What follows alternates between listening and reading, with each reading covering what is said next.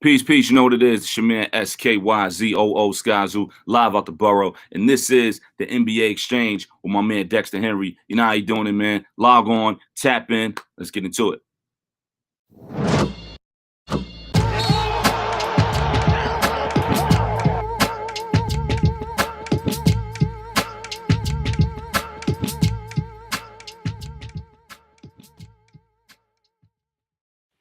What's good, everybody? Happy Wednesday to y'all. It is the Wednesday edition of the NBA Exchange.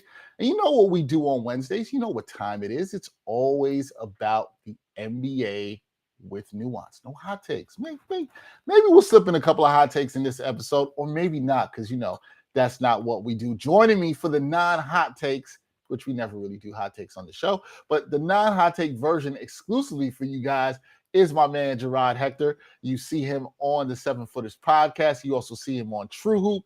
He joins me now, rocking the bright orange shirt, even though it doesn't feel like that outside where we're seeing some snow after we had a 60-degree day a couple days ago. Yeah, man. You got the summer colors on, though. You're trying to put out the positive vibes. Listen, I'm putting out the positive vibes. I just got a text being like, oh, I guess you could have your Cabernet tonight. It's snowing. I'm like, yeah, we good. I was wondering, I'm like, man, I may not be able to have this nice bottle of Cabernet. I'm like, we're getting in the warm weather. I don't like to drink Cab when it's getting warm outside. We dropping back into the cold. I'm like, that Cab may get popped open tonight. You know what's funny? I was thinking the same. I had just copped myself. All the people don't like wine. They're gonna be like, ugh. I just copped myself a Chilean, trying out a little Chilean Cab that I got the other day. I think tonight might be the night to uncork that. I think so too. Yeah, I think it might be the night to uncork that. All right, might be the night. That definitely might be the night for that. Before we can get into our lighter, more summer-friendly wines as the weather gets better. Good to see you, man. You gave me an idea to talk about this for this show this week, which I thought was very interesting. We want to look at some of the teams that are likely to make the playoffs, right? And when we say likely, we're looking at the top 4 seeds in each conference. But we talk a lot about what players do good on the show, how they look, how teams look good.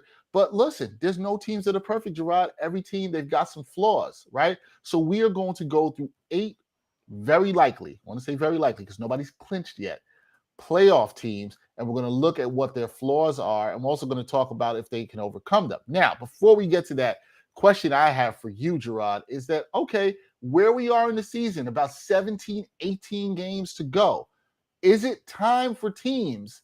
Do they have enough time, I should say? If they've got some flaws, do they have time to correct it, or is it too late? Yeah, man, it was 17 games to go. It is too late. At this stage of the season, Dexter, you are who you are.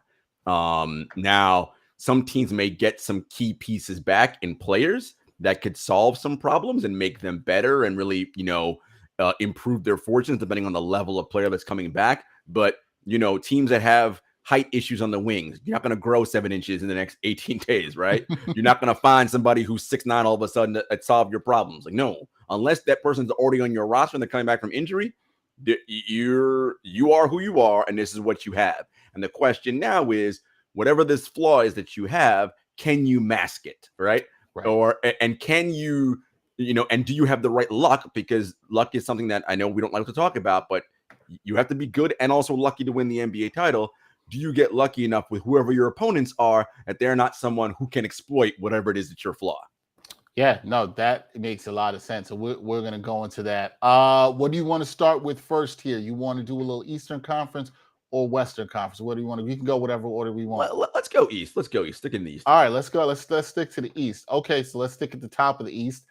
Favorite team of friend of the show, co-host of mine on the ARTL podcast. That would be the Miami Heat. They're currently the top seed in the East right now. But I don't think many people at the beginning of the year, Jarod, said, okay, this late into the season, into March, we'll see Miami at the top of the East. I think a lot of people thought they could be competitive, but maybe they wouldn't be at the top of the East. What are their fatal flaws? What do you think that they have issues with as they head into the postseason, even though they are a top seed?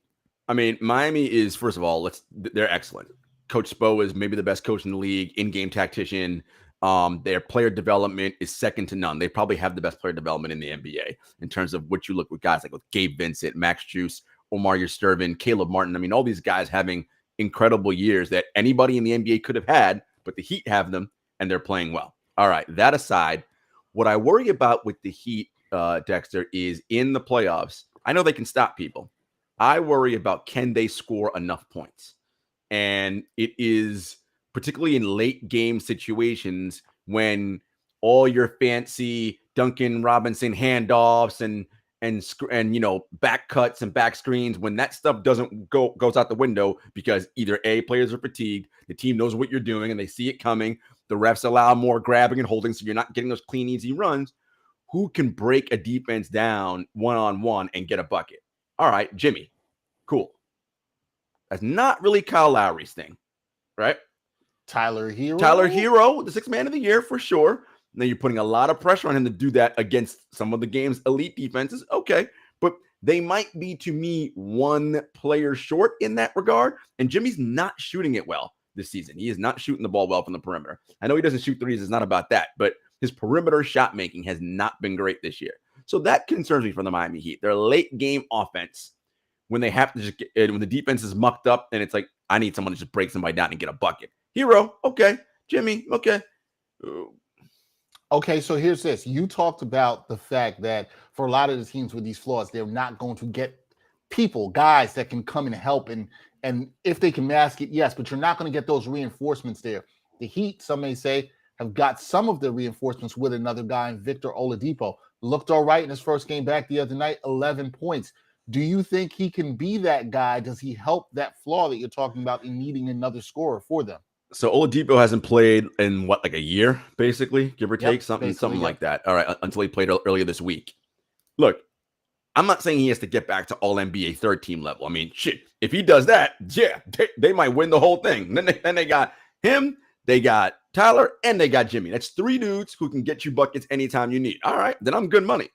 We'll have to wait and see. It's one game. Let's see how he looks and how this all progresses.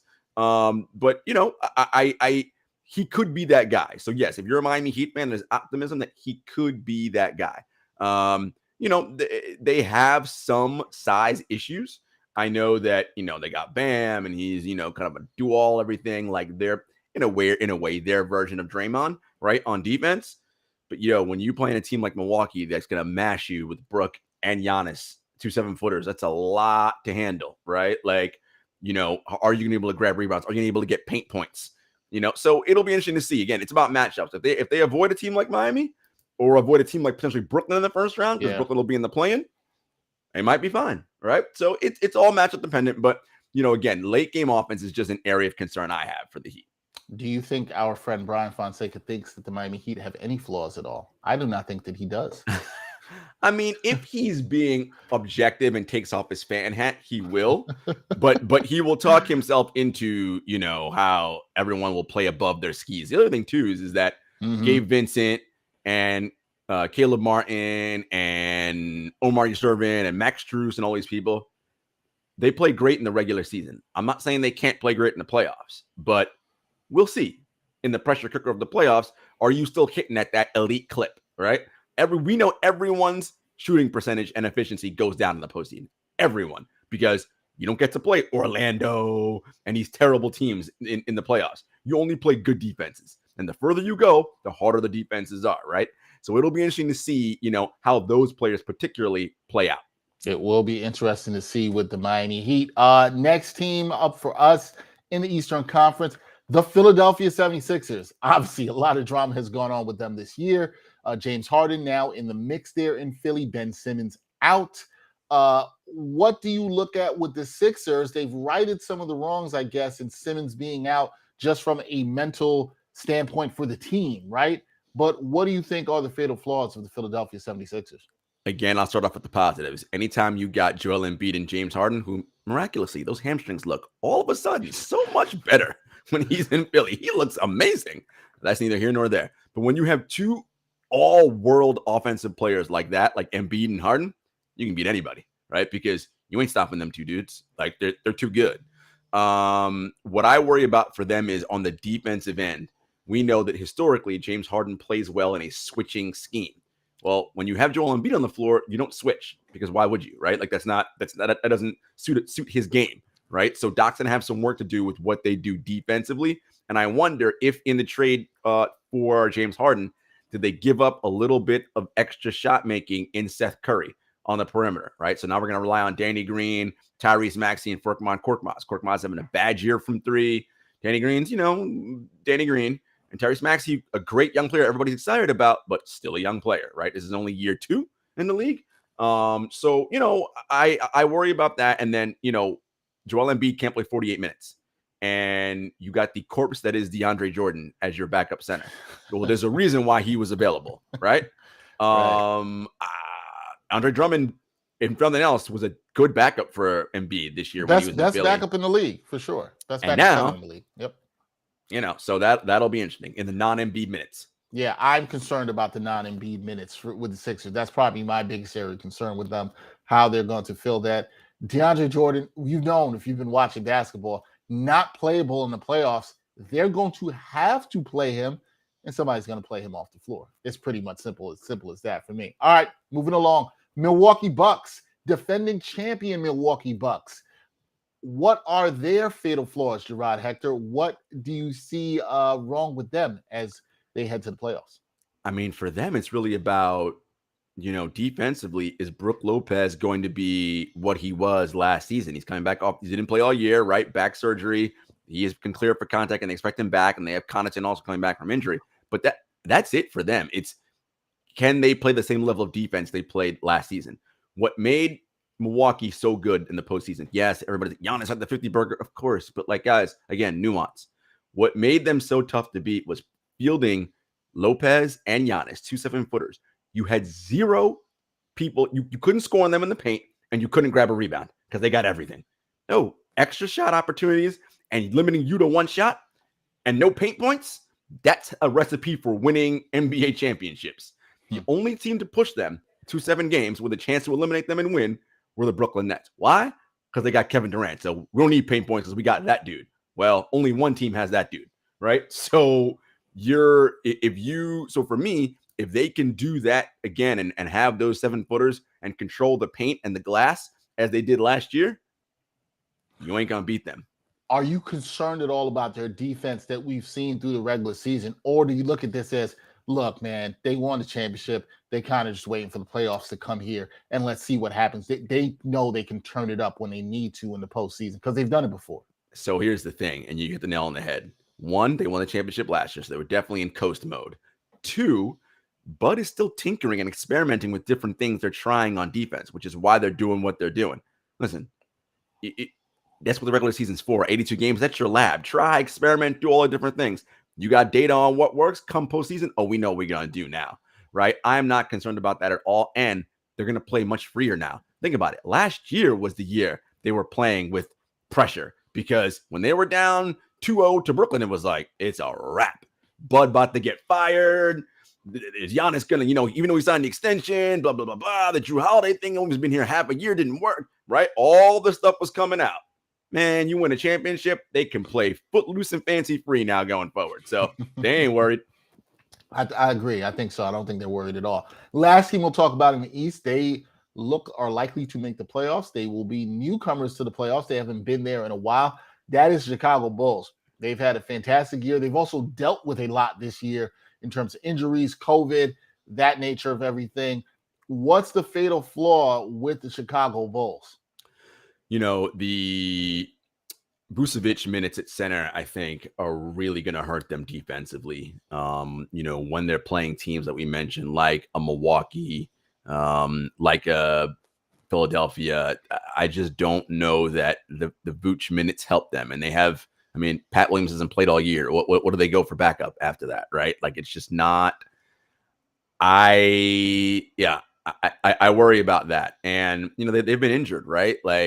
And if DeRozan isn't his magnificent self as he's been all season in the clutch in the fourth quarter, number 1 fourth quarter scorer in the league, highest efficiency, all that. Well, I told you at the beginning of the show, everyone's efficiency gets worse in the fourth, in the playoffs, excuse me.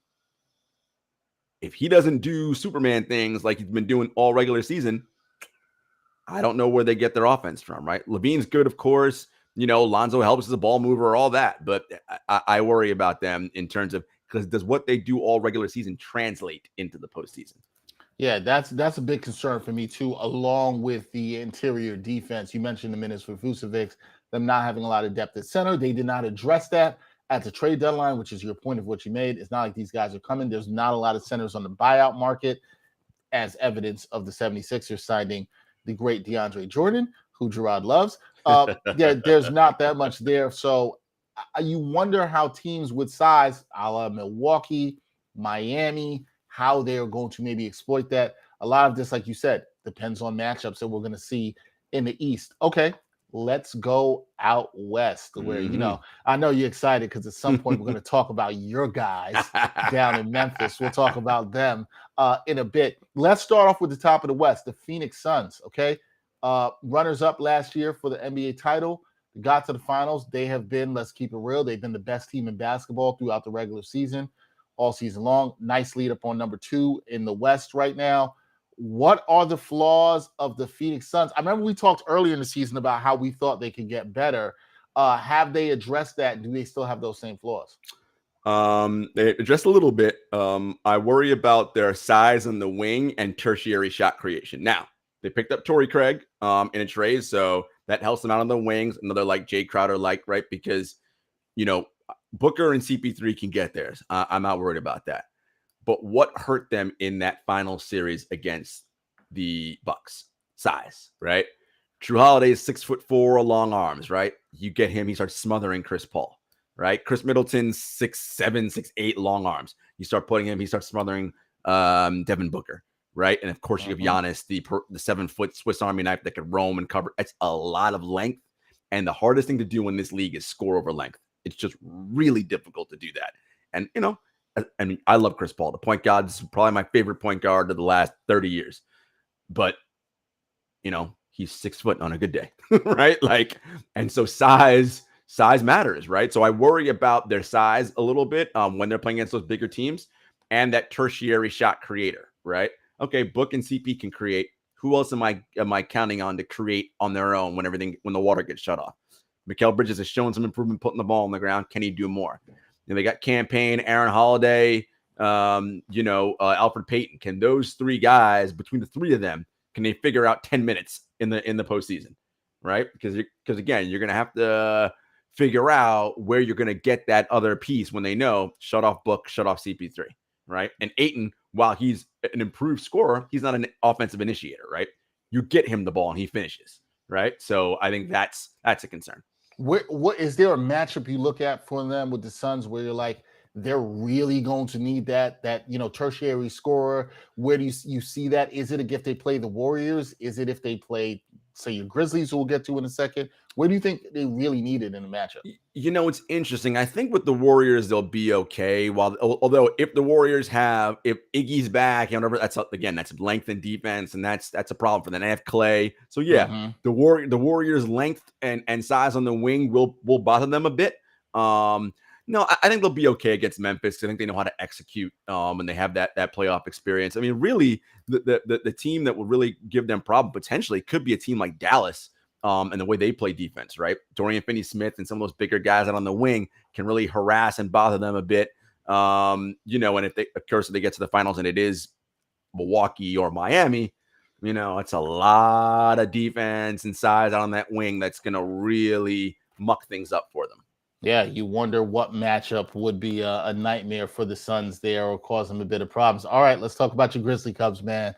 Let's talk about them. Look, they've been the darlings of the league. They've impressed. Ja Morant's been fantastic. Your boy Triple J, and we're going to get to this in another show. I was thinking about this the other night. Could we start talking about Triple J for Defensive Player of the Year? There has not been enough talk about that. You can argue nobody's impacted their defense more than he has. You're hearing it from me. Jarod is not even saying this. This is me saying this, okay? This is me saying it. I looked the other day and I said, yo, he's not even high up in the odds for this. I looked up some, we'll get to that another time. But my point being in all of this, the Grizzlies have had a fantastic season. Yeah. They're number 2 in the West right now. They probably will finish number 2 in the West. It looks very likely they could, and they're playing hard and clearly going for 50 wins.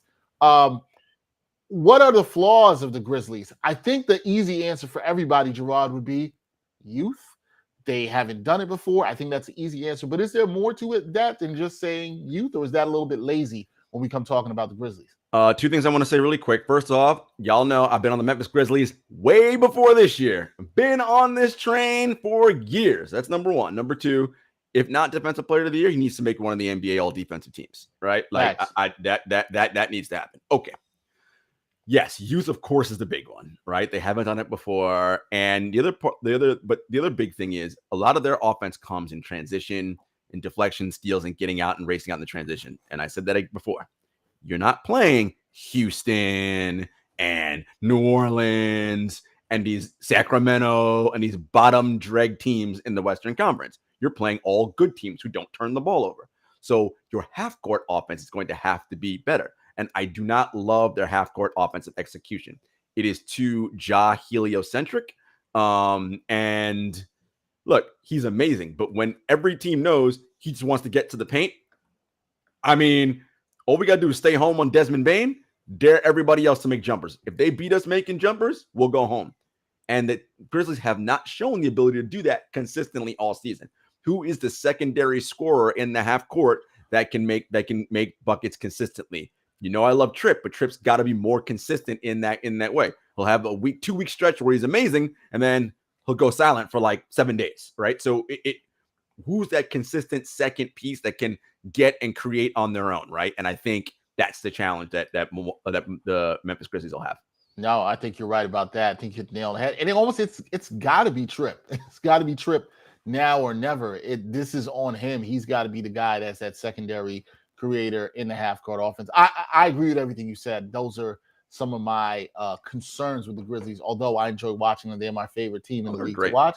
Why? Because why would I be watching the Knicks? All right, moving right on. The Golden State Warriors started off hot. They've come back down to earth, and they've dealt with a lot of injuries, obviously. Draymond getting Clay acclimated, although we hear Wiseman's supposed to be back on the way, rehabbing with the G League team. So some things. With the Warriors, what are their fatal flaws? A lot of people thought they could win the championship this year. They still have a chance to do that. What are the fatal flaws of the Golden State Warriors? Interior size. When they play against those big, really good centers, you know, as good as Draymond is, right? A matchup against the Nuggets, Jokic just might carve them up, right? Like that's just a tough matchup. And then and rebounding in that regard. So I worry about them there. The other piece is I said how again everybody's efficiency gets worse in the postseason. Steph and Clay are both shooting their worst that they've ever shot in their careers this season. Now, worse for them is very good for just about everybody else. But what makes them so difficult is when those two are supernova elite, and they have not been that this year, right? True shooting, effective field goal percentage, 3-point percentage, all down across the board for both of them. The idea that, oh, don't worry, come postseason, they'll just shoot better. Maybe not. Like maybe this, right? And again, that's what makes them so elite. Steph Curry taking 13, 14 threes a game, shooting it at 42%. Well, taking 14 threes a game now, shooting at 37%. You're like, oh, 5% drop. What's the big deal? No, that is a big deal, right? Like, right? That's, 3 extra points you're not getting now, give or take, right? Or 2-point whatever. Like that in the playoffs when the margins are thin, that matters. So I worry about them offensively when those two are not at their super elite best, which they have not been. Yeah, they have not been. And you do worry. Shot making's harder in the playoffs. Will they make more shots? Now we know we've seen them do it. We know they've been great in the playoffs. Can they do it again? They are a little bit older. Age probably a concern there too. Okay, the last team we're going to talk about of this 8 is, I think, a team, if you've watched any of our content, if you know how I feel about them, they have been highly scrutinized for me. It used to be the Clippers. I used to say the Clippers are going to clip, and now you might have to say the Jazz are going to jazz. That is the Utah Jazz right now. They have a lot of problems. I'm not a believer in what they can do in the postseason. I could go on about their flaws, but you tell me, Jarod, what are the flaws of the team that plays in Salt Lake City? I hate to single out like individual players or like things like that, and coaches, but Quinn Snyder is their fatal flaw. When they are backed into a corner and what they've done is not working, can Quinn make the requisite adjustments? We've seen it for 2 straight postseasons now. The answer is no. Now, coaches and players can all improve and get better, right? We know that. What was the knock on Bud before they won the championship last year? Bud's so inflexible, blah, blah, blah, blah. He wins now.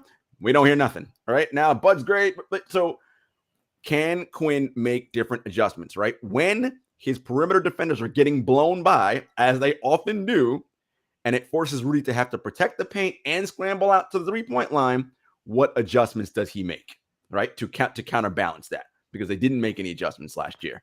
And then, the Donovan Mitchell, how much heliocentrism do we want with Donovan Mitchell versus, Bogdanovich got to get some shots up, right? Conley's got to get some threes. We got to get some different looks for different people, right? How much do we go into that mode where it's all about Donovan Mitchell? How do we balance heliocentrism versus the beautiful offense that they've been playing for the most part? It's an offense for me that has been beautiful in the regular season. We have not seen that in the playoffs. My biggest issue with them, besides I think what you brought up with Quinn Snyder, is the fact that they're just too slow on the perimeter. They can't guard the perimeter. And then you have the fools, I'll call them fools, we talked about this last year, that end up blaming Rudy Gobert as if there's something that he can do. Well, they're not just good. They're not good enough defensively on the perimeter. We've seen this against teams that have gone smaller against them. We saw this last year with the Clippers. And here's the thing for me with the Jazz. They haven't come up when it counted. They have not come up big when it counted because of these flaws that we've mentioned. And they have lost to teams they should have beat.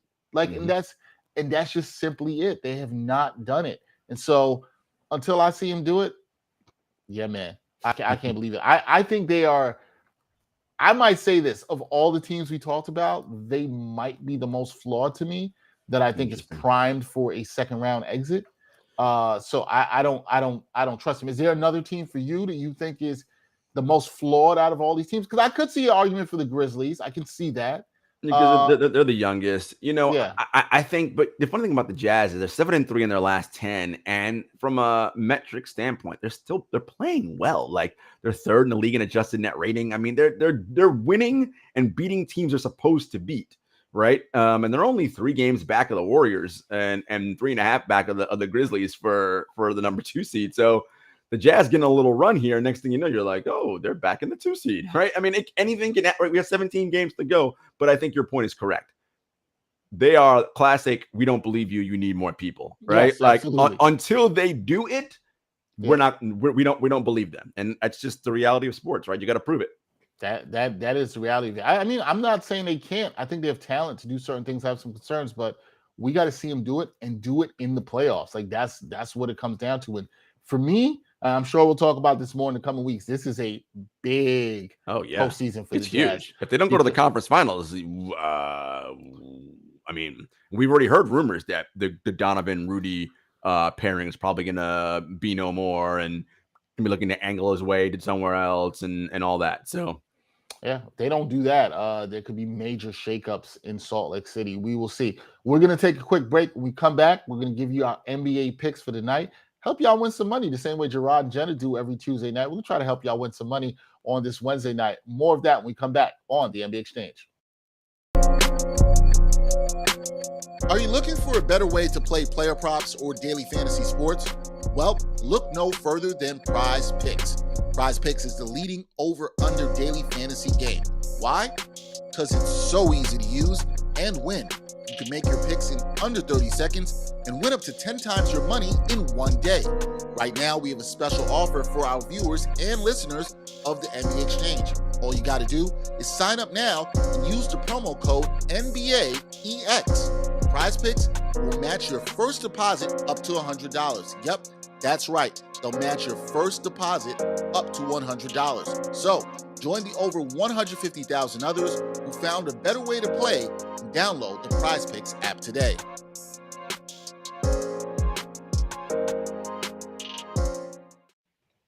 That's right. Use that Prize Picks code. Now, some of you out there have used it and signed up already. Get your first deposit matched up to $100, and win yourself some money.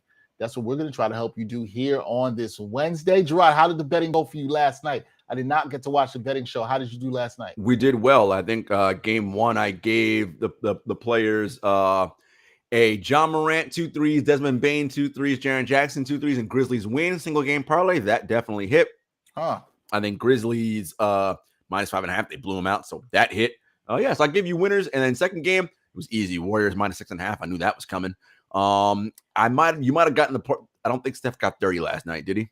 No, and I had a little bet on him. It's funny, I bet the same exact games that you did, minus that Grizzlies parlay last night, and I took a bet on Steph for over 24 and a half points and I think at 23 or something. Yeah, 22 and then 9 assists, which was asking a lot because he doesn't have a lot of high assist games. Mm-hmm. But I thought he might find guys blowing them out. I saw that win coming pretty easily for them. Yeah. But you win some, lose some. But I did win I did hit on those games. I did hit with the Warriors. See, I did hit with and I didn't even listen to the show. We took the same picks. We give you at least one for every game. You get at least one winner. That's the streak we're on. Every game, I give you one winner. Listen. More. Some people want it all, but I think that's all you can ask for. All right, tonight's games. What you got? You got 2. I got 2. Who you got in your first game? Celtics at the Charlotte Hornets. Second night of a back-to-back for the Hornets. Celtics, I believe, are 6.5-point favorites. This is easy money to me. Celtics, I think, win this one comfortably. And I like the under because the Celtics are playing good defense, minus that game against the Nets. But I mean, you got Kevin Durant and Kyrie Irving, so hard to stop them. And look, the Hornets defense, they too just gave up a 50 burger to Kyrie Irving last night. Yeah. So they don't play great defense either. So go with the under there. And if you want to go with a single game parlay, I like Tatum to get 30 plus or 30 points. He's averaging 32 over his last 10. Lonzo Ball, 28 combined with points and assists, and a C's win. I think that will be a nice parlay for you and payout. That's not a bad one. Tatum's been fantastic. He was really good against the Nets, who couldn't stop him the other day. Okay, my first game is we talked about these two teams earlier. Matchup of two of the top teams in each conference. Not as sexy as you'd want it to be. It's the Suns versus the Heat down in Miami. We know which way Brian Fonseca will be betting on this. I'm inclined to follow him on this. Now, the Suns, no CP3, obviously, no Devin Booker, still out with health and safety protocols. Now, second night of a back-to-back for Phoenix. Second night of a back-to-back to Phoenix. Yes, good note on that too. The Suns, I want to know, have been playing tough, okay? Even in these games. Although the Knicks gifted them a win last Friday, we won't talk about that. They have been playing tough here with this.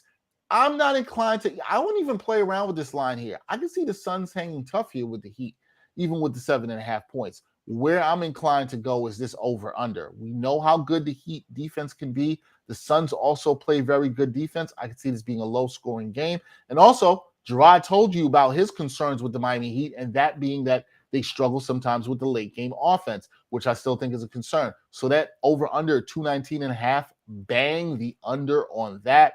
I would absolutely take the under. That's how I bet this game. I'm staying away from the line. Give me the over-under. I'll bang the under on the Suns and the Heat at 219.5. So that's my first game of the night. Jarod, your second game. Second game, the Atlanta Hawks traveling to Milwaukee to play the Milwaukee Bucks. The Bucks are 4.5-point favorites. So if you want to just bet that straight out, I like Milwaukee minus 4.5 there. They're kind of getting into a groove right now. Atlanta, I mean, look, they're in that 10 seed, and I guess they can do some things. But I've said this numerous times on this show. I've said it on my other platforms. They started the year with the wrong kind of mojo and energy, and it hasn't helped them. Now, look at the over, because I mentioned the Bucks are experimenting on defense and trying different things. The one thing Atlanta can do is score. Okay, they can put up points, and I think they'll do that in this game. So look at the over there, and again, Bucks minus 4.5. Now, if you want to go single game parlay, Giannis triple-double, Trey at least 3 threes, and the Bucks win. That should give you a nice payout if you want to do a single game parlay. Giannis triple-double and Trey 3 threes. Okay, I can see that. I'm sure that will give you a nice payout. Okay, my last game of the night that I have really comes down to a team I trust who's done a lot with a little, and the team I just don't trust at all. Denver Nuggets versus the Sacramento Kings. Nuggets are 4.5-point favorites. Look, the Nuggets, man. Jarod. Jokic, man. Your boy Jokic has been taking care of business consistently. That's the thing, folks. Consistently, right? Taking care of business. It is very hard. And Jarod and I, I'm sure we'll get into this in the next 2 to 3 weeks. It is very hard for me to say that he is not the MVP. I'm sorry. Some of these performances, look at who's out there. I'm not trying to be disrespectful and say that it's Jokic and a bunch of dudes, but it's Jokic and a bunch of dudes, right? Outside of Aaron Gordon, it's a bunch of dudes. And this guy's putting up monster numbers. You saw it the other night against the Warriors. He's out here killing. Okay, he killed against the Warriors, who we actually can respect, and they had a lot of guys out there. Well, the Kings, that's kind of like playing the Warriors without all their guys. There's nobody there. The Kings just blew a 20-point lead to the Knicks. The Knicks who haven't been playing good. Now the Knicks have won 2 in a row. What do you think Jokic is going to do to them? Carve them up. Go throw some money on a Jokic triple-double right now. I think that's a nice bet. See what you can get there in terms of value. The Kings have no answer for him. They get anybody in foul trouble down low. Domantas Sabonis, nope, no answer at all whatsoever. Nuggets, this line only being 4.5, I think that's low. I think you jump all over that because it's the Kings. You don't trust the Kings to do anything. But I trust in Jokic. I believe in Jokic. I think we do. We know Jarod does not worship at the house of the king, but he might actually worship at the house of Jokic, although I think he doesn't worship at the house of anybody. Oh, where'd you go? I do not work. Oh, there you go. I was like, where'd you go? No, I'm sorry if I dipped out for a second. Yes, I'm back. I do not worship at the house of any player. No. Yes, no. I knew that. I knew there was no worshiping at the house of any player, except for the Kings. Speaking of worshiping at the house of the Kings, before we get up out of here, how were you impressed by the Kings 56 piece last Saturday night? I believe that was. No. No. Let me stop playing. Listen. LeBron, what he's doing at his age is remarkable. Absolutely. I mean, look, he probably is the greatest player of all time, right? You can split hairs, whether it's him or Jordan or Kareem, whatever. He's in an exclusive club with maybe only 2 other members. That's it. What he's doing is phenomenal. What he's done in his career is phenomenal, and it's still not over. The reality, though, is that the championship winning time with the King looks like that time is over. I just look, and the Lakers got their one. They won. So it was worth it to do all the moves they did. They got it. Yep. But honestly, Dexter, this offseason coming up is so critical for them. Yep. What do they think they're going to be going forward? And because look, if you look at the Lakers historically, what have they been? Peaks and valleys. That's all it is, right? You get Magic and all that cream in the 80s, title. All those guys retire. Doldrums for the majority of the 90s, right? Nothing. 2000 comes, Shaq and Kobe. Titles, break up. It's just Kobe. Terrible. Win a couple titles, Kobe's done. Terrible. Right? I mean, it's just, and I get it. The Lakers ain't about drafting people and player development. They're not about that. We just get stars. It's like, I mean, but just know, after you win, comes the time in the valley. It's looking like valley time coming up for the Lakers right now. Valley time out in the valley. Yeah, I'm here for that. You're right about that. It's going to be an interesting off season for them. But no, LeBron's season has been impressive, particularly from a scoring standpoint. So we will see. That is it for this episode of the NBA Exchange. We will have a lot coming more talking about the playoffs, the playoff race getting tighter, the play-in. There'll be so much to talk about, including what teams are going to do in the offseason. There's a lot of nuanced things to talk about. And you rocked with us today, and you didn't get any hot takes. It's not that bad, man. You can enjoy talking basketball without any crazy hot takes. It can happen. Yeah, man. Go on Twitter and follow who if you want to get them hot takes. Y'all know who to follow to get all that good out like jazz. But you don't do that here. You want to get some good reporting, some good analysis, you know where to go. You know what to do. Catch Jarod Hector on True Hoop, bring it in Friday, 11 a.m. Check him on there. Also catch him on the 7 Footers podcast with our homie Jenna Lemoncelli. Every Tuesday night, they do their thing there and have a little betting show before that, which is really good. You catch them here every Wednesday with me on the NBA Exchange. You know how to follow us and continue to support us. We appreciate all that. And be sure, check out that Prize Picks promo code using the code NBAEX. Get your first deposit matched up to $100. He's Jarod Hector. I'm Dexter Henry. Until next time, y'all on the NBA Exchange. Peace.